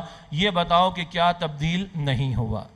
لَقَدْ كَانَ لَكُمْ فِي رَسُولِ اللَّهِ أُسْوَةٌ حَسَنَةٌ، یقیناً تمہارے لیے رسول اللہ صلی اللہ علیہ وسلم کی زندگی میں بہترین نمونہ موجود ہے۔ یہ کامل انقلاب، واحد انقلاب محمد مصطفیٰ علیہ السلام کے ہاتھوں ہوا، اور مسلمان تو مانے گا، عقیدت میں بھی مانے گا اور واقعتاً بھی مانے گا، مگر نہ ماننے والے غیر مسلم بھی ماننے پر مجبور ہیں کہ جو انقلاب محمد مصطفیٰ علیہ السلام کے ہاتھوں برپا ہوا اس کی کوئی مثال تاریخ میں موجود نہیں، چاہے وہ نیپولین کو کوٹ کرنا چاہیں یا مائیکل ایچ ہارٹ کو کوٹ کرنا چاہیں یا گاندھی کو کوٹ کرنا چاہیں، ان بیچاروں کی مجبوری ہے کہ ان کو ماننا پڑا، نہ ماننے کے باوجود۔ ہم مسلمان ہیں، ہم تو ایمان اور عقیدت کی بنیاد پر بھی مانیں گے، مگر ذرا غور کریں کہ اتنا مطالعہ ہم بھی کرتے ہیں سیرت کا کہ ہم بھی اعتراف کریں شعوری طور پر کہ وہ کامل ترین انقلاب ہے۔ گاندھی کو ہندو ہو کر بھی سیرت کی کتاب پڑھنا پڑی تو وہ مجبور ہو کر ماننے پر مجبور ہوا۔ مائیکل ایچ ہارٹ دی ہنڈریڈز کے نام سے کتاب لکھنے کے بعد مجبور ہوا کہ انالیسس کرتے ہوئے محمد مصطفیٰ علیہ السلام کی عظمت کا قائل ہو۔ امام الانبیاء کو ان کوٹیشنز کی ضرورت نہیں ہے، اس سرٹیفیکیشن کی ضرورت نہیں ہے۔ الفضل ما شہدت بہ الاعداء، عربی میں کہا جاتا ہے کہ فضیلت تو یہ ہے کہ دشمن بھی عظمت کا اعتراف کرے، مگر ہم مسلمانوں کے لیے ایک بہت بڑا سوالیہ نشان ہے، یہ غیر مسلم ہو کر، نہ ماننے والے ہو کر، سیرت کا اتنا مطالعہ کر کے، انقلابی جد و جہد کو سمجھ کر انقلاب کا تصور محمد رسول اللہ سے سمجھیں صلی اللہ علیہ وسلم، اور ہم مسلمان ہوں اور امام الانبیاء کے ماننے والے ہوں اور ہم نے سیرت کا مطالعہ کرنے کی کوشش نہ کی ہو۔ یہ آج ہمارے ہاں کچھ لوگ جو معروف معنی میں دینی طبقات سے تعلق رکھتے ہوں، ان میں سے کچھ لوگوں کو انقلاب کے لفظ سے، تبدیلی کے لفظ سے، ریولوشن کے لفظ سے، چینج کے لفظ سے، اجتماعی سطح پر دین کی جد و جہد کی محنت کی بات سے دوری، میں بہت محتاط لفظ استعمال کر رہا ہوں، دوری محسوس ہو، اور اس سے آگے بڑھ کر انقلاب نبوی کی جو محنت ہے اس کے نتیجے میں ہم امتیوں کا فرض ہے کہ اللہ کے دین کو غالب کرنے کی جد و جہد کریں، اس جد و جہد کا انکار کرنا شروع کر دیں، اس جد و جہد سے لوگوں کو بیزار کرنا شروع کر دیں، اس جد و جہد کی معاذ اللہ نفی کرنا شروع کر دیں، اس جد و جہد کی نفی کے لیے خود بدلتے نہیں قرآن کو بدل دیتے ہیں۔ ہوئے کس درجے فقیہ حاج حرم بے توفیق قرآن کی غلط تعبیرات پیش کریں اور امت کو کوئی راہ نہ دکھائیں یا راہ نہ دیکھنے دیں، کوئی عرش امت میں پیدا نہ ہو۔ انا للہ و انا الیہ راجعون۔ روکنے والے کافر تو ہوتے ہیں اور منافق بھی ہوتے ہیں جو کلمہ کو مسلمان ہوتے ہیں، مگر افسوس یہ ہے کہ کچھ اپنوں میں سے لوگ کھڑے ہو کر سرے سے اس جد و جہد کی نفی پر آ جائیں، سرے سے اس تبدیلی کی بات کی نفی پر آ جائیں، سرے سے اس تبدیلی کی جد و جہد کی فرضیت کے انکار کے جھوٹے دلائل پیش کرنا شروع کر دیں تو انا للہ و انا الیہ راجعون ہی پڑھا جا سکتا ہے. لیکن کبھی یہ آیت ہم کافروں کے لیے سناتے تھے. عجیب بات ہے، دل میں آگے میں اس وقت کر رہا ہوں، کوئی میرے ذہن میں نہیں تھی، خدا کی قسم. آج سے یہ آیت اپنے ہی میں سے کچھ لوگوں کے لیے سنانی پڑے گی. یریدون لیطفئوا نور اللہ بافواہہم واللہ متم نورہ ولو کرہ الکافرون. یہ تو کافروں کے لیے تھا نا، اللہ کے نور کو مٹانا چاہتے ہیں، بجھانا چاہتے ہیں. واللہ متم نورہ ولو کرہ الکافرون، اللہ اپنے نور کا اتمام فرما کر رہے گا چاہے کافروں کو کتنا ناگوار گزرے. هو الذی ارسل رسولہ بالہدی ودین الحق لیظہرہ علی الدین کلہ. 3 مرتبہ قرآن پاک میں سورہ صف کی آیت نمبر 9 بھی. واللہ جس نے اپنے رسول مکرم علیہ السلام کو بھیجا الہدا مکمل ہدایت نامہ قرآن کریم دے کر، و دین حق دین اسلام دے کر، لیظہرہ علی الدین کلہ تاکہ آپ اس دین حق کو کل نظام زندگی پر غالب فرما دیں. ولو کرہ المشرکون، چاہے مشرکین کو کتنا ہی ناگوار گزرے. آسماں ہوگا سحر کے نور سے آئینہ پوش، اور ظلمت رات کی سیما بپا ہو جائے گی. پھر دلوں کو یاد آ جائے گا پیغام سجود، پھر جب ہی خاک حرم سے آشنا ہو جائے گی. آنکھ جو کچھ دیکھتی ہے لب پہ آ سکتا نہیں، محو حیرت ہوں کہ دنیا کیا سے کیا ہو جائے گی. شب گریزہ ہوگی آخر جلوہ خورشید سے، یہ چمن معمور ہوگا نغمہ توحید سے، ہوگا انشاءاللہ تعالی. لیکن اگلا اہم سوال، نبی اکرم صلی اللہ علیہ وسلم کا اعلی انقلاب کیا ہے؟ یہ اتنا عظیم انقلاب برپا ہوا، اس انقلابی جد و جہد کا منظر نامہ اسی خطاب میں آپ کو مل جائے گا، رسول انقلاب کا طریقہ انقلاب صلی اللہ علیہ وسلم. اس انقلابی جد و جہد کرنے والے پروڈیوس کیسے ہوئے؟ وہ اللہ کی زمین پر اللہ کے نظام کو لانے والے اللہ والے تیار کیسے ہوئے؟ اس انقلاب کا اعلی انقلاب خود قرآن کریم ہے. اِنَّا أَنزَلْنَاهُ فِي لَيْلَةِ الْقَدْرِ، قرآن پاک کہتے ہیں نا، اللہ فرماتا ہے ہم نے قدر کی رات میں اس کو نازل کیا. تقدیروں کو بدل دینے والی رات میں تقدیروں کو بدل دینے والا قرآن اللہ نے عطا فرمایا. افراد پر اللہ کے رسول نے محنت کی ہے. یہ افراد میں پہلے انقلاب برپا ہوا، یہ افراد پہلے بدلے ہیں، یہ افراد پہلے تبدیل ہوئے ہیں، اور یہ تبدیل شدہ لوگ انہوں نے منظم ہو کر جد و جہد کی ہے تو اللہ کی مدد آئی اور اللہ کے زمین پر اللہ کا دین غالب ہوا. وَرَأَيْتَ النَّاسَ يَدْخُلُونَ فِي دِينِ اللَّهِ أَفْوَاجًا، اور آپ دیکھیں گے لوگ جوق در جوق اللہ کے دین میں داخل ہو رہے ہیں. آج مسئلہ ہے کہ انقلاب کی بات تو ہو رہی، بالکل صحیح بات ہونی چاہیے، اور ہم دینی انقلاب اسلامی انقلاب کی بات کر رہے ہیں، مگر انقلاب کی جد و جہد کا آغاز کیا ہے، اس کے مراحل کیا ہیں؟ یہ بہت اہم خدمت ہے جو اللہ تعالیٰ نے بانی تنظیم ڈاکٹر اسرار احمد صاحب رحمۃ اللہ علیہ سے اس دور میں لی. میں پھر اس کتابچے کا حوالے ادھر مطالعہ کر لیجئے گا، رسول انقلاب کا طریق انقلاب. البتہ بدر نظر آتا ہے، احد نظر آتا ہے، احزاب نظر آتا ہے، کوئی شک نہیں بڑی قربانیاں، مگر مکے کے 13 برس کو بھی تو دیکھیں. خدا کے کام دیکھو بعد کیا ہے اور کیا پہلے، خدا کے کام دیکھو بعد کیا ہے اور کیا پہلے. نظر آتا ہے مجھ کو بدر سے غارے ہرا پہلے. ہرا میں قرآن ملا ہے، یہ قرآن حضور نے سنایا ہے، اس قرآن کو دلوں میں اتارا ہے، اس قرآن کے ذریعے تربیت کی ہے، تزکیہ کیا ہے، اللہ والے پروڈیوس کیے ہیں.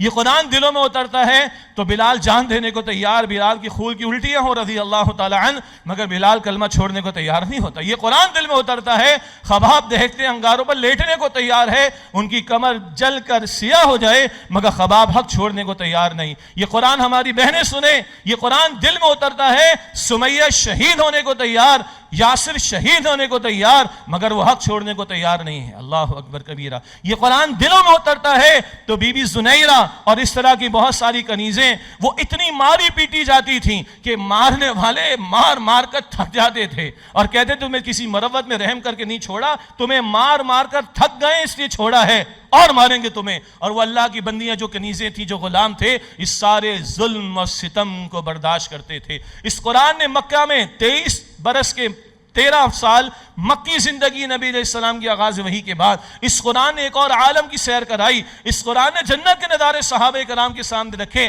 اس قرآن نے ورلڈ ویو دیا ہے. اس قرآن نے بہت بڑا ویژن صحابہ کرام کو دیا. اس قرآن نے وہ ویژن دیا کہ تمہاری منزل تو اللہ کو پا لینا ہے، اور اس اللہ کو پا لینے کے لیے تمہیں جان تک بھی پیش کرنا پڑے تو یہ سودا بہت بہت بہت بہت قیمتی بات ہے. اللہ تمہیں مل جائے گا جب تم اس کے لیے اپنی جان تک کو پیش کرنے کے لیے تیار ہو جاؤ. یہی حضور نے فرمایا تھا بی بی سمیہ کو اور حضرت یاسر کو رضی اللہ تعالیٰ عنہما، اصبروا یا آل یاسر فإن موعدکم الجنہ، اے یاسر کے گھر والوں صبر کرنا، بے شک تمہارے لیے جنت کا وعدہ ہے۔ اللہ مجھے اور آپ کو یقین عطا فرمائے۔ دنیا کے ارب و خربوں میری آپ کی جیب میں ہو، وہ لطف نہیں آتا خدا کی قسم جو اس قرآن سے لطف آتا ہے، جو اس قرآن سے ایمان ملتا ہے، جو اس قرآن سے جو دل کو سکون ملتا ہے، اس قرآن سے جو اطمینان ملتا ہے۔ اور اگر اس کی خاطر پتھر بھی کھانا پڑ جائیں، گالیاں تو چھوٹی بات ہیں، اور اللہ کی راہ میں شہید بھی ہونا پڑ جائے، تو جائے فلسطین والوں سے پوچھ لیں کہ یہ قرآن کیا شے ہے، فلسطین والوں سے پوچھ لیں آج یہ ایمان کیا شے ہے، فلسطین والوں سے پوچھ لیں یہ ذوق شہادت کیا شے ہے، فلسطین والوں سے پوچھ لیں یہ جذبہ جہاد کس شے کا نام ہے، طالبان کی افغانستان سے پوچھ لیں ایمان کس دولت کا نام ہے، توکل کس دولت کا نام ہے، یہ قرآن کس دولت کا نام ہے۔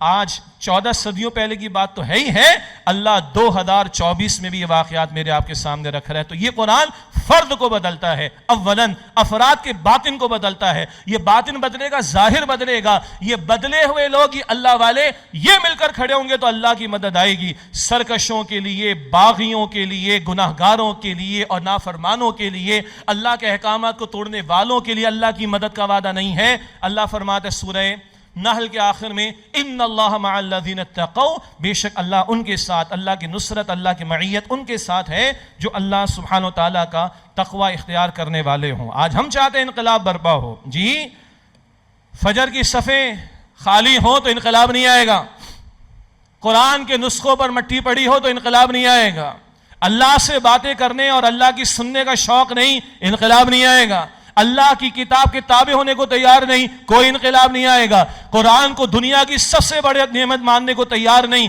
انقلاب نہیں آئے گا، قرآن کے لیے آپ کی میری صلاحیتیں سارے عروج پر جب تک لگانے کو ہم تیار نہیں، کوئی انقلاب نہیں آئے گا۔ یہ خامہ خیالی کی باتیں ہیں، خیال کی باتیں، یہ احمقانہ باتیں۔ اللہ یہ ارج مجھے اور آپ کو عطا کرے کہ اس قرآن کو ہم اللہ کی سب سے بڑی نعمت سمجھیں۔ اور جو بھی ڈاکٹر صاحب سے حدیث سن رہے تھے بخاری شریف کی، خیرکم من تعلم القرآن وعلمہ، تم میں سے بہترین وہ ہیں جو قرآن حکیم سیکھیں اور دوسروں کو سکھائیں۔ اب آئیے اگلے 3 نکات کو مختصر رکھیں گے انشاءاللہ۔ تیسرا نقطہ آج کی گفتگو کا قرآن کریم کے بارے میں۔ پہلا نقطہ لکھا ہے یہ کلام الہی ہے، سورہ توبہ کی شروع میں ذکر آتا ہے حتی یسمع کلام اللہ، وہاں اللہ تعالیٰ نے اس قرآن کو اپنا کلام کہا۔ زیادہ تفصیل میں نہیں جا رہا، ہم دنیا کے لوگوں کے کلام کو سنتے ہیں، اسمارٹ فون 24 گھنٹہ کھلا رہتا ہے، اے آئی 24 گھنٹے اویلیبل ہے، میٹا والے کہتے ہیں جو پوچھنا ہے پوچھو، گوگل کہتا ہے میں سوؤں گا نہیں تم سو جاؤ گے، چیٹ جی پی ٹی والے کہتے ہیں جو پوچھنا ہے پوچھ لو۔ کتنی مینوپولیشن ہے وہ بات کی بات ہے، وہ الگ بات ہے، کتنا اس میں بھی پیچھے ڈسیپشن ہے وہ بعد میں سامنے آ جائے گا، لیکن آج کس کی مشین کی سن رہے ہیں، 24 گھنٹے سن رہے ہیں۔ بڑے بڑے کارپوریٹ سیکٹر کے لوگ اپنی پروڈکٹ کی مارکیٹنگ کے لیے بڑے بڑے فیلڈ کے جو گرو ہوتے ہیں ان کے کوٹیشنز کو لیڈنگ نیوز پیپرز میں لاکھوں کروڑوں روپے دے کر چھپواتے ہیں، جناب اس مینجمنٹ کے گرو کی یہ بات پڑھ لو اور ساتھ نیچے ہمارا پروڈکٹ کا ٹائٹل یا ہماری کمپنی کا نام بھی ہوگا۔ آج اینکر پرسنز سب کو پتہ ہے پیچھے اکثر کے پیچھے کون کون ہوا کرتا ہے، ان سب تفصیلات آ جاتی ہیں، مگر ہم تیار رہتے ہیں اس کا ویلاگ آ جائے، بلکہ منتظر رہتے ہیں فلاں کا ویلاگ، فلاں کی update, news break, this and that. بندوں کے کلام کے بارے میں اتنی فکر مندی ہے اور اللہ کے کلام کے بارے میں ہمارا طرز عمل کیسا ہے؟ لو انزلنا هذا القرآن على جبل لرأيته خاشعا متصدعا من خشیۃ اللہ، سورہ حشر کی آیت نمبر 21 اللہ فرماتا ہے اگر اس قرآن کو ہم کسی پہاڑ پر نازل کرتے تو تم دیکھتے کہ وہ اللہ کی خشیت سے دب جاتا، پھٹ جاتا، ریزہ ریزہ ہو جاتا۔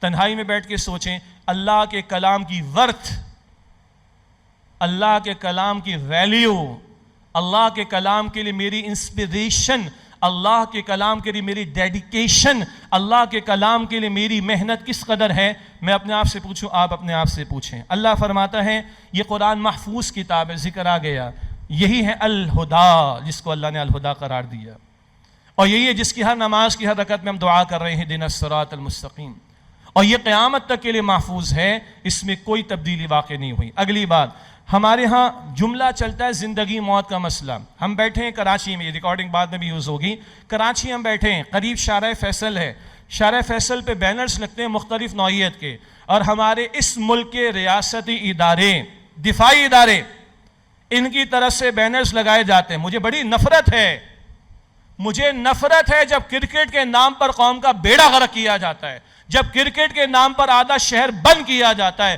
جب کرکٹ کے نام پر جوا سٹا چلتا ہے، جب کرکٹ کے نام پر لوگوں کی زندگی اجیرن کی جاتی، جب کرکٹ کے نام پر بے حیائی فحاشی پھیلائی جاتی ہے. 10 باتیں اور آپ ایڈ کر لیجئے گا، تفصیل کا موقع نہیں. ہمارے ریاستی دفاعی ادارے اس شارع فیصل پر بینرز لگاتے ہیں، cricket is the matter of life and death for us. ہمارے لیے کرکٹ زندگی اور موت کا مسئلہ ہے. یہ اسلامی جمہوریہ پاکستان، یہ اس کے ریاستی ادارے، ان کا بجٹ ہمارے خون پسینے کی کمائی سے آتا ہے، ٹیکسز کے ذریعے، اور یہ قوم کو اس کھلواڑ پر لگانا چاہتے ہیں. کرکٹ کھیلنی ہے، کھیلو، کسی نے منع نہیں کیا بھائی، لیکن قوم کا بیڑا غرق، قوم کا ستیہ ناش، ٹریفک کا بلاک کرنا، ایمبولینس پھنسے، لوگوں کی جانیں چلی جائیں اس کے اندر، فحاشی پھیلاؤ، اوریانی پھیلاؤ. Is this the matter of life and death for us? اور اللہ کہتے ہیں اپنے کلام میں اِنَّهُ لَقَوْلٌ فَصْلٌ وَمَا هُوَ بِالْحَزْلِ. یہ قرآن فیصلہ کن کلام ہے، ڈیسائسو ورڈ ہے، فیصلہ کن بات ہے. It's a matter of life and death for you. اللہ کہہ رہے ہیں قرآن پاک میں سورہ تاریخ میں آیت نمبر 13 اور 14 میں. یہ قرآن فیصلہ کن کلام ہے. وَمَا هُوَ بِالْحَزْلِ. کوئی worthless شے تھوڑی، بیکار شے تھوڑی. استغفر اللہ. It's not worthless. It's not purposeless. اللہ اکبر. بیکار شے نہیں ہے. اللہ کے رسول فرماتے علیہ السلام القرآن حجت لک وعلیک. مسلم شریف کی روایت ہے، قرآن کریم تمہارے حق میں حجت ہوگا، تمہارے خلاف شکایت کرنے والا ہوگا. This is a matter of life and death for us. اللہ کہہ رہے ہیں، اللہ کے رسول کہہ رہے ہیں، اور ہمیں کرکٹ کے کھلواڑ میں لگاتے، بے وقوف بناتے، برباد کرتے ہماری نسل کو، جوانوں کو. شرم آنی چاہیے ان لوگوں کو. اور ریاستی ادارے ہو کر، دفاعی ریاستی ادارے ہو کر، قوم کی ٹیکسز میں بننے والے اور بجٹ لینے والے، یہ ہمیں سکھا رہے ہیں یہاں پر. اللہ کے رسول کہہ رہے ہیں تمہارے حق میں سفارش کرے گا یا تمہارے خلاف شکایت کرے گا. تنہائی میں بیٹھ کے سوچیں. ڈونٹ ویٹ فار رمضان. آگے میں رمضان کی تھوڑی سی اشارت میں بات کرنی ہے، but don't wait for Ramadan. Right now. اگر مجھ سے کوتاہی ہے قرآن کے بارے میں، جہاں کوتاہی تلاوت میں، سمجھنے میں، محنت میں، اس کی زبان سیکھنے میں، اس کو فالو کرنے میں، اس کی تبلیغ کو عام کرنے میں، اللہ سے معافی مانگے ہم. ورنہ کل قرآن شکایت دے کر کھڑا ہو گیا، ہم اللہ کو کیا جواب دیں گے؟ اگلی بات، یہ عروج و زوال کا سبب بھی ہے. اللہ کے رسول نے فرمایا علیہ السلام، again metre of life and death for the امہ. امت کی زبو حالی جو آج ہے، آج ہم 2 ارب مسلمان ابھی چلڈ ماحول میں بیٹھ کے قرآن سن رہے ہیں، اور فلسطین کا بچہ قرآن پڑھتے ہوئے اپنی ٹانگ کٹوا رہا ہے، کیونکہ اس کے پاس آپریشن تھیٹر نہیں، اینستھیزیا کی فیسلٹی نہیں. ہم 2 ارب مسلمان ہو کر یہ پانی کی بوٹل اپنے بچوں کو نہیں پہنچا سکتے. یہ ذلت ہے آج ہماری، یہ رسوائی آج ہماری. کیوں ذلیل ہے؟ اللہ کے رسول فرما رہے علیہ السلام، مسلم شریف کی روایت دوبارہ، ان اللہ یرفع بہذا الکتاب اقواما ویدع بہ آخرین. بے شک اللہ تعالیٰ اس قرآن کی بدولت قوموں کو عروج عطا فرمائے گا، اور اس کو ترک کر دینے کی وجہ سے قوموں کو ذلیل اور رسوا کر دے گا. وہ زمانے میں معزز سے مسلمان ہو کر اور تم خار ہوئے تاریخ قرآن ہو کر. یہ اقبال نے ترجمانی کی. یہ آج ہماری ذلت کی وجہ. 57 مسلم ممالک اسلامی نہیں ہیں، مسلم ہیں. اسلام کدھر نافذ ہے؟ وہ دین جو بڑی شان سے نکلا تھا وطن سے، پردیس میں وہ آج غریب الغربا ہے. کدھر ہے اسلام نافذ؟ ترجیحات میں کدھر ہے اسلام؟ ساری محنت ہو گئی 26ویں ترمیم کی، 2-3 بڑی ونڈو ڈریسنگ والی ہمیں امینڈمنٹس دے دی کہ جناب سود کا خاتمہ ہو جائے گا جنوری 1 2028 کو. خاتمہ ہوگا؟ وہ پرنسپل آف پالیسیز میں لکھا ہوا ہے، بڑا اچھا لالی پاپ ہمیں دے دیا گیا ہے. ہاں، کچھ نہیں ہے اس کے اندر. کدھر نافذ؟ اور ساری محنتیں ہمارے اقتدار بچے، عدلیہ ہمارے کنٹرول کے اندر آ جائے، ہماری من مانی چلے، اپنے مفاد کے چکر میں پڑیں. او بھائی، مرنا اللہ کو جواب دینا. اللہ پوچھے گا تمہاری چلت پھرت میرے کلام کے لیے تھی؟ میرے دین کے نفاذ کے لیے تھی؟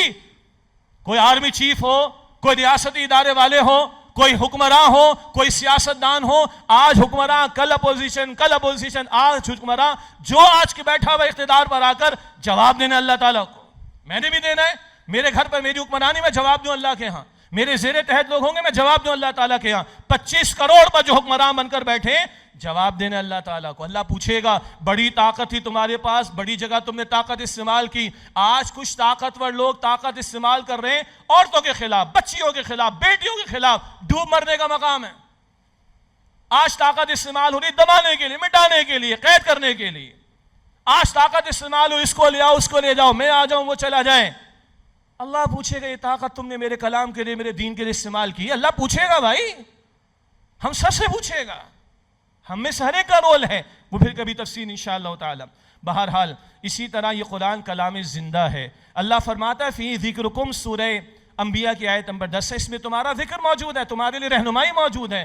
اللہ مجھے اور آپ کو یقین دے، میں قسم اٹھاؤں 100 مرتبہ، آپ اس قرآن سے پوچھئے، آپ کو قرآن میں میری تصویر، آپ کو آپ کی میری تصویر نظر آئے گی انشاءاللہ، آپ کو میرے گھروں کی تصویر نظر آئے گی، آپ کو میرے اسکول اور کالجوں کی تصویر نظر آئے گی۔ میں قسم اٹھاؤں اس بات پر، خدا کی قسم۔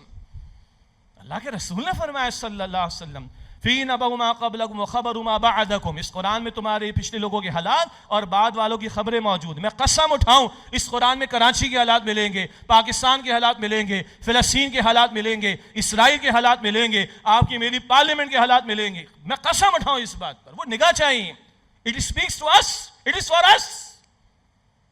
Feel like this. اللہ مجھ سے باتیں کر رہے ہیں۔ سیدنا علی فرماتے ہیں میں جب اللہ سے باتیں کرنا چاہتا ہوں میں نماز میں کھڑا ہوتا ہوں، اور میں چاہتا ہوں اللہ مجھ سے باتیں کرے میں قرآن کھولتا ہوں۔ It's a living book, not for dead people. ثواب کے لیے، مرحومین کے لیے ہم نے پڑھ لیا، نہیں بحث میں جا رہا۔ نیک عمل کے بعد دعا کریں گے، اللہ رحمت نازل فرمائے گا، مرحومین پر ہم قائل ہیں۔ لیکن it is not for dead people, it's a book for living people.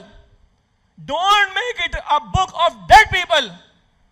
It's for living people بھائی، زندہ کلام ہے۔ اللہ مجھے اور آپ کو یقین عطا فرمائے۔ میں نے فلسطین کے بچوں کا ذکر کر دیا ہے، اللہ تعالیٰ ان پر رحمت نازل فرمائے، وہاں کے بچوں پر، بوڑھوں پر، ہماری بہنوں پر، ہماری بیٹیوں پر۔ میرا دل چاہ رہا ہے کہ میں بات کروں، خدا کی قسم۔ ان کے ہاتھوں میں قرآن ہے، ان کی زبانوں پر قرآن ہے۔ یہ بچوں نے کہا بھائی ڈاکٹر کہہ رہے بیٹا تمہاری ٹانگ کاٹنی، لیکن ڈاکٹر کے پاس ہاسپٹل نہیں ہے، انستھیزیا کی آپریشن تھیٹر کی فیسلٹی نہیں۔ ان بچوں نے کہا بھائی میں قرآن پڑھتا ہوں تو میرا ہاتھ کاٹ دو، میں قرآن پڑھتا ہوں تو میری ٹانگ کاٹ دو۔ کیسے لوگ ہیں؟ انہی سے کوئی انسپریشن ہم لوگ لے لیں۔ زندہ کیا انہوں نے شوق شہادت کو، جذبہ جہاد کو اس دور میں، کوئی شک نہیں۔ اور قرآن ہے ان کے سینوں کے اندر، الحمدللہ الحمدللہ۔ کچھ لے لیں وہیں سے انسپریشن۔ اللہ تعالیٰ مجھے اور آپ کو توفیق عطا فرمائے۔ آئیے آخری کچھ باتیں عملی لا عمل کے اعتبار سے۔ پہلی بات رجوع الی القرآن۔ اللہ کے نبی علیہ السلام کی احادیث بھی آ گئیں۔ سیدنا صدیق اکبر رضی اللہ تعالیٰ عنہ ایک رائے ہے کہ ان کا یہ قول ہے، اور امام مالک کی طرف اس کو منسوب کیا گیا۔ قول کیا ہے؟ اس امت کے آخری حصے کی اصلاح اسی طریقے پر ہوگی جس طرح اس امت کے پہلے حصے کی اصلاح ہوئی تھی، اور پہلے حصے کی اصلاح امام الانبیاء نے کی تھی صلی اللہ علیہ وسلم۔ ان کا اعلیٰ انقلاب، اعلیٰ تربیت، اعلیٰ تزکیہ، اعلیٰ تعلیم وہ قرآن تھا۔ آج بھی اگر اس امت کو بیدار کرنا ہے، اس امت کو اٹھانا ہے، کوئی واقعی حقیقی انقلاب برپا کرنا ہے، اس قرآن کی طرف ہمیں لوگوں کو رجوع کرنا ہوگا، جس کی الحمدللہ کوششیں جاری ہیں، جس کا کچھ آپ کے سامنے منظرنامہ بھی آ چکا۔ چنانچہ انجمن خدام القرآن سندھ اور قرآن اکیڈمیز کے زیر اہتمام، اور اسی طرح تنظیم اسلامی کے اہتمام، مستقل بنیادوں پر دروس قرآن کا اہتمام، بہت سارے کورسز جن کا ذکر بھی آ چکا، رجوع القرآن کورسز ہوں، ویکینڈ کورسز ہوں، شارٹ کورسز ہوں، ایوننگ کورسز ہوں، مختصر کورسز ہوں، آن لائن کورسز ہوں، کو بچنے کا امکان ہے؟ نو وے آؤٹ۔ سب کچھ اللہ کا شکر ہے کہ اویلیبل ہے۔ اور یہاں میرے جتنے معزز ساتھی بیٹھے ہیں، ہم سب، خواتین میں بہت ساری خواتین، ہمارے بہت سارے رفقائے، ہم سب یہیں سے گزر کے آئے ہیں الحمدللہ۔ لوگ کہتے ہیں کوئی تبدیلی نہیں آ رہی، ہاں ان اجتماعی تبدیلیاں نظر نہیں آ رہی، مگر میں کس کس کی داستان آپ کو سناؤں کہ کون کون کہاں سے قرآن کی وجہ سے آج یہاں پر آ کر بیٹھا ہوا، الحمدللہ رب العالمین۔ اتنی ساری کیس اسٹڈیز ہیں جو قرآن نے ان کو پزیس کیا، تو خدا را ان دروس میں شرکت کیجئے، کورسز میں شرکت کیجئے۔ اگر میری گفتگو سے آج کچھ دیکھ کر آپ کو کچھ پیدا ہوا، ارج پیدا ہوئی ہے، تو خدا را قرآن سے جڑیے، کل نہیں آج سے اس کا اہتمام کیجئے۔ یہ ساری میں نے تفصیلات آپ کے سامنے رکھی۔ پھر آگے ایک بڑا موقع آتا ہے ماہ رمضان کا، کب آئے گا اللہ بہتر جانتا ہے، یعنی ہماری زندگی میں آ جائے ہم دعا کریں گے، لیکن آج بھی تو موت آ سکتی، رائٹ ناؤ بھی تو موت آ سکتی، تو never wait for Ramadan, just now. تفصیلات آپ کو ہماری ویب سائٹ پر قرآنacademy.com پر انشاءاللہ تعالی مل جائیں گی۔ تفصیلات لیجئے، جن کورسز میں آپ فزیکلی جا سکتے ہیں، یا دروس قرآن میں شرکت کر سکتے ہیں، یا آن لائن کورسز میں شرکت کر سکتے ہیں، خود بھی اپنے آپ کو، دوست احباب کو، فیملی کو بھی شامل کیجئے۔ اسی طرح ڈاکٹر اسرار صاحب رحمۃ اللہ نے 2 ادارے قائم کیے تھے، شروع سے ذکر آ رہا ہے۔ ایک انجمن خدام القرآن سندھ کراچی، جس کا یہ آج 38واں سالانہ اجلاس 38 اینول میٹنگ ہے۔ ساری تفصیلات آپ کے سامنے آ گئیں۔ ڈاکٹر صاحب کی بھی خواہش تھی. ڈاکٹر اسرار صاحب فرماتے تھے بھائی مجھ سے محبت ہے نا تو کام میں لگو, خالی گردنیں نہ ہلاؤ, سبحان اللہ مت کہو. جی بہت بڑے بزرگ تھے, بہت بڑے عالم تھے, بہت بڑے اسکالر تھے, کمال کے آدمی تھے الحمدللہ رب العالمین, اللہ ان پر اپنی رحمت نازل فرمائے. But what we are, how we are, ہم کیا کریں؟ تو وہ کہتے تھے بھائی میرے کام میں لگو. تو انجمن خدام القرآن یعنی یہ کہاں, پہلے تو ہم خود استفادہ کریں نا. میں نے رجوع القرآن کورسز کیے, سارے حضرات بیٹھے سب نے کیا, ہمارے بچے کر رہے ہیں, بیٹیاں ہماری کر رہی ہیں الحمدللہ بہت سو کی. آپ بھی کوشش کیجئے, کورسز میں شرکت کیجئے, دوسروں کو دعوت دیجئے, اپنے بچوں کو فوکس کیجئے, اپنے کزنس کو, دوستوں کو, کلاس میٹس کو وغیرہ وغیرہ دیکھیے دوستوں کو. اور پھر اس سے آگے بڑھ کر ایک مالی تعاون کی بھی شکل ہو سکتی ہے کہ آپ انجمن خدام القرآن کی رکنیت حاصل کیجئے. اور جیسے نعمان اختر صاحب جو صدر انجمن بھی ہیں, انہوں نے توجہ دلائی کہ مالی انفاق کے ساتھ اور پیش رفت بھی ہونی چاہیے. ڈاکٹر اسرار صاحب رحمۃ اللہ علیہ کی خواہش تھی. اور آخری بات تنظیم اسلامی کے تعلق سے, قرآن کا صرف پڑھنا پڑھانا مقصود اور مطلوب نہیں. صدر انجمن نعمان اختر صاحب نے ابتدا میں توجہ دلائی تھی, خود ڈاکٹر اسرار صاحب رحمۃ اللہ علیہ کے ایک اہم خطاب کے حوالے سے کہ پڑھنا پڑھانا ضروری ہے, البتہ اس سے آگے بڑھنا ہے. اس قرآن کی تلاوت کے ساتھ اس کی اقامت بھی تو ہے, اس کے احکام کے نفاذ کی محنت بھی تو ہے. اس کے لیے انقلابی جد و جہد قائم کرنا اور دین کے نفاذ کے لیے محنت کرنا, اس کے لیے ڈاکٹر اسرار صاحب رحمۃ اللہ علیہ نے تنظیم اسلامی قائم فرمائی. اور یہ بڑا خوبصورت امتزاج ہے ڈاکٹر اسرار صاحب کی اپنی خواہش کے مطابق کہ جو لوگ انجمن خدام القرآن کے رکن ہیں وہ آگے بڑھیں, تنظیم اسلامی میں شامل ہوں, اور جو لوگ تنظیم اسلامی میں شامل ہیں وہ کوشش کریں انجمن خدام القرآن کے رکن بنیں. یہ دونوں ادارے ڈاکٹر صاحب نے قائم کیے, دونوں ادارے ہمارے ہیں, اور ہم سب نے مل کر اس کو آگے لے کر چلنا ہے اپنی آخرت کے لیے. ہم کسی اور پر احسان نہیں کریں گے. من جاہد فإنما یجاہد لنفسہ, جو محنت کر اپنے بھلے کے لیے. من عمل صالحا فلنفسہ, جو عمل لے کرے گا اپنے بھلے کے لیے کرے گا. ہمارا اپنا فائدہ ہے قرآن کا سیکھنا سکھانا, قرآن کی خدمت بھی, اور دین کے نفاذ کی محنت کے لیے تنظیم اسلامی میں شمولیت بھی. یہ ڈاکٹر اسرار صاحب کی خواہش تھی. آج ملینز آف لوگ ہیں جو ڈاکٹر صاحب کو سنتے ہیں, مگر بھائی وہ یہ ادارے چھوڑ کر گئے. اگر ان سے محبت ہے تو اس کام میں لگو تاکہ ہمیں بھی فائدہ ہو اور ان کے لیے بھی ہم صدقہ جاریہ بنے. اللہ ان پر اپنی رحمت نازل فرمائے. تنظیم اسلامی کے حوالے سے آپ ہمارے رفقائے تنظیم سے رابطہ رکھیے. ہماری ویب سائٹ ہے tanzeem.org, اس پر آپ تفصیلات دے سکتے ہیں. یہ کچھ بینرز لگے ہوئے, ان پر بھی ہماری ویب سائٹ موجود ہے, وہاں سے بھی آپ کو تفصیلات مل جائیں گی. میں اللہ کا شکر ادا کرتا ہوں کہ 1 بجے کا میں نے آپ سے وعدہ کیا تھا, غالباً 2 منٹ اوپر ہوئے ہیں, اس کی میں معذرت چاہوں گا. 1-2 اعلانات اور دعا پر انشاءاللہ اس مجلس کا اختتام ہوگا. وآخر دعوانا ان الحمدللہ رب العالمین.